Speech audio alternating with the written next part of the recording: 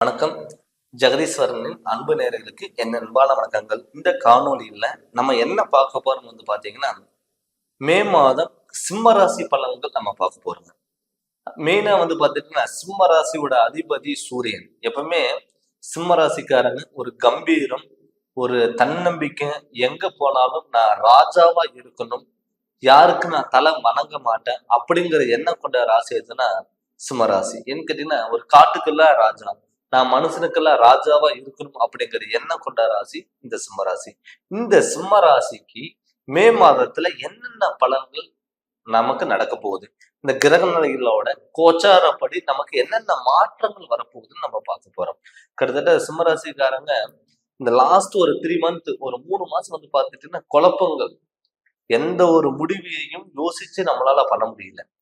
மத்தவங்களுக்கு பெரிய பிரச்சனை இருக்கும்போது நம்ம முன்னாடி நின்று நம்ம சரி பண்ணோம்.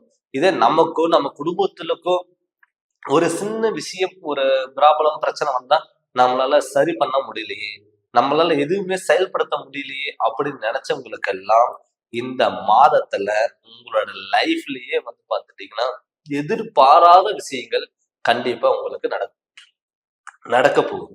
அதுக்கு காரணம் பார்த்துட்டீங்கன்னா, உங்க ராசிநாதன் மேச ராசியில உச்சமிட்டு இருக்கு. என்ன கேட்டீங்கன்னா, இப்ப இந்த சித்திரை மாதத்துல 14ஆம் தேதி வரைக்கும், அதாவது மே மாதம் 14ஆம் தேதி வரைக்கும் பாத்தீங்கன்னா உங்களுக்கு அற்புத பலன்கள் கண்டிப்பா கொடுக்கும்.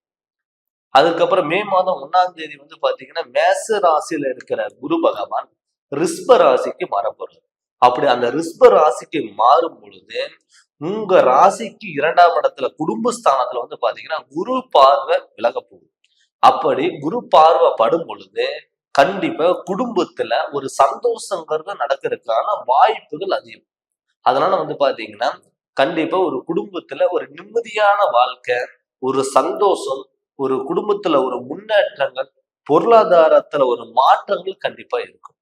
ஏன்னு கேட்டீங்கன்னா, இதுக்கு முன்னாடி பாத்தீங்கன்னா நிறைய ஹாஸ்பிட்டல் செலவு விரயங்கள் அதிகமா பண்ணிருப்பேன். அது இல்லாம உங்க குடும்பஸ்தானத்துல பாத்தீங்கன்னா கேது பகவான் இருந்தா, நம்ம கன்னி ராசியில கேது பகவான் வர இருக்கு. அது இல்லாம உங்க ராசிக்கு 8ஆம் இடத்துல பாத்தீங்கன்னா ராகு பகவானும் புதனும் செவ்வாயும் சேர்க்க. அது இல்லாம 7ஆம் இடத்துல சனி பகவான், கலஸ்திரகரணத்துல சனி பகவான் இருக்கும்போது உடல் ஆரோக்கியம் ஒரு 2 நாள் நல்லா இருந்தா மறுபடியும் 2 நாளுங்கிறது ஒரு குழப்பம் உண்டு பண்ணும். நம்மளால பாத்தீங்கன்னா ஒரு நிம்மதியாவே இருக்க முடியலையே அப்படிங்கிற எண்ணம் உங்களுக்குள்ள வந்திருக்கும். அதுக்கெல்லாம் முற்றுப்புள்ளி வைக்கக்கூடிய ஒரு மாதமா இந்த மே மாதம் இருக்க போதும். தொட்டது எல்லாமே பொன்னாங்க மாறக்கூடிய ஒரு டைம் தான் இந்த டைம். அதனால தொழில்ல நல்ல வளர்ச்சியில இருக்க போது, தந்தை வழி தாய் வழிகளில உங்களுக்கு நல்ல முன்னேற்றங்கள் கிடைக்க போகுது, குழந்தை பாக்கியம் உண்டாக போகுது. மெயினா பாத்தீங்கன்னா கணவன் மனைவிக்குள்ள ஒற்றுமைகள் பிறக்கக்கூடிய ஒரு மாதமா தான் இந்த மாதம் இருக்க போகுது. நிறைய பேர் பாத்தீங்கன்னா கல்யாணம் பண்ணிட்டு கணவன் மனைவிக்குள்ள ஒரு 5 நிமிஷம் பேசினாவே சண்டை வந்துடும், பிரச்சனை வந்துடும். பாக்குறதுக்கு சின்ன விஷயமா தான் இருக்கும். தேவையில்லாத பிரச்சனைகள், தேவையில்லாத குழப்பங்கள், தேவையில்லாத மன கருத்து வேறுபாடுகள் இது எல்லாமே நடந்திருக்கும். அதுக்கான முற்றுப்புள்ளி வைக்கக்கூடிய ஒரு மாதமா இந்த மாதம் இருக்க போகுது. அதனால கணவன் மனைவிக்குள்ள ஒரு அந்யோன்யம் பிறக்கக்கூடிய ஒரு மாதமா இந்த மே மாதம் இருக்க போகுது. அது இல்லாம பாத்துட்டீங்கன்னா நிறைய பேர் தொழில் பாத்தீங்கன்னா ஒரு இடத்துல தொழில் பண்ணிட்டு இருந்திருப்பீங்க. அந்த தொழில் விட்டுட்டு நம்ம வெளியூர் போகலாமா, வெளிநாடு போகலாமா, இல்ல சொந்த ஊர் விட்டுட்டு மத்த ஊருக்கு போய் நம்ம ஏதாவது ஒர்க் பண்ணலாமா அப்படிங்கிற நிறைய பேர் பாத்தீங்கன்னா கேள்வி கேட்டு இருந்திருப்பீங்க. அதுக்கு எல்லாமே பாத்தீங்கன்னா உங்களுக்கு ஒரு முற்றுப்புள்ளி வைக்கக்கூடிய ஒரு மாதமா இந்த மாதம் இருக்க போகுது.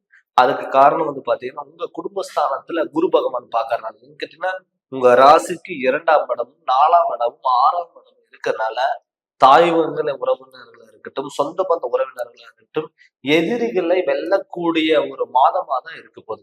நீங்க யாருக்கிட்ட நீங்க சவால் வர்றீங்களோ அவங்க கிட்ட ஜெயிக்கக்கூடிய ஒரு வாய்ப்புகள் இருக்கக்கூடிய ஒரு மாதமா இந்த மே மாதம் இருக்க போகுது. நிச்சயம் பாத்தீங்கன்னா உங்களுக்கு தொழில நல்ல மாற்றங்கள் வரப்போகுது, குடும்பத்துல ஒற்றுமைகள் இருக்க போகுது, கணவன் மனைவிக்குள்ள கருத்து வேறுபாடுல இருந்து மறுபடியும் ஒண்ணு சேர்வதற்கான வாய்ப்புகள். மெயினா பாத்தீங்கன்னா உடல் ஆரோக்கியம். நிறைய பேர் பாத்தீங்கன்னா இப்ப இந்த சிம்மராசிக்காரர்களுக்கு நிறைய பேர் பாத்தீங்கன்னா தலைவலிங்கிறது அதிகமா இருக்கும், கண் எரிச்சல் கொடுத்திருக்கும், நரம்பு சம்பந்த பிரச்சனைகள் கொடுத்திருக்கும்.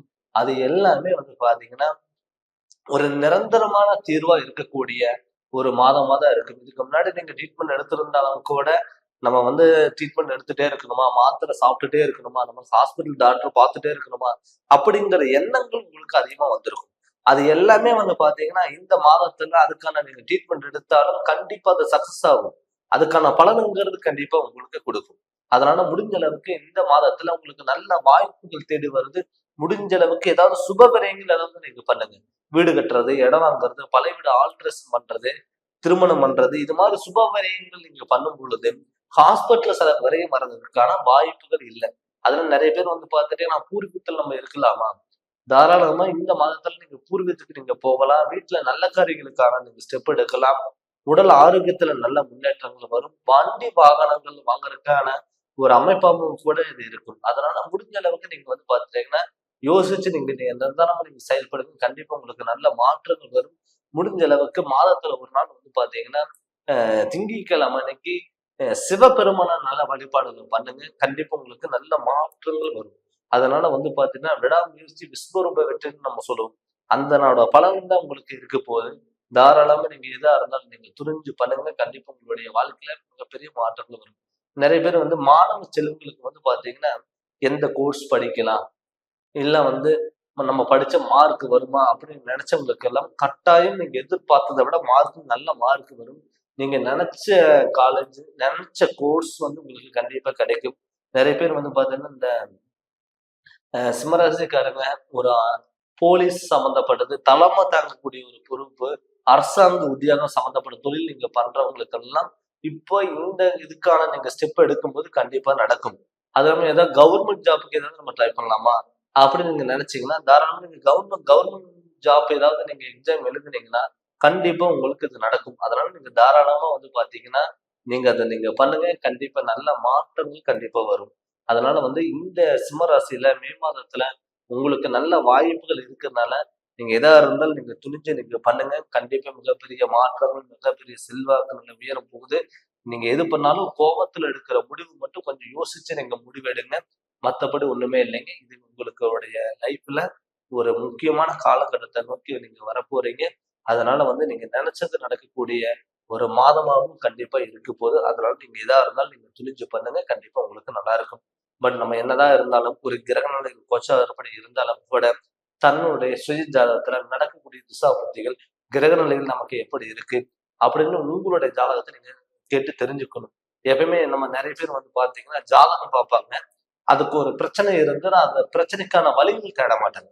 அதுதான் உங்களுக்கு பிராபலம். ஏன்னு கேட்டீங்கன்னா இன்னும் ஒரு 3 மாசம் போனா சரியாயிருமா, அந்த கோயிலுக்கு போயிட்டு வந்தா சரியாயிருமா, இந்த கோயிலுக்கு போயிட்டு வந்தா சரியாயிருமா ஆகிறதுக்கான கம்மிகள். நம்ம ஜாதகப்படி நம்ம கிரகநிலைகள் தோஷங்கள் ஏதாவது இருந்ததுன்னா அதுக்கான வழிபாடுகள் நம்ம தேடிக்கணும். அப்படி வழிபாடுகள் தேடும்போது அந்த தோஷங்கள் முழுமையா நிவர்த்தனம் ஆகும். அதுக்கப்புறம் நீங்க எந்த ஸ்டெப் எடுத்தாலும் அது கண்டிப்பா உங்களுக்கு நடக்கும். அதனால உங்களுடைய ஜோதிடர்கிட்ட கேட்டு நீங்க தெரிஞ்சு அதனோட வழியில் நீங்க போங்க.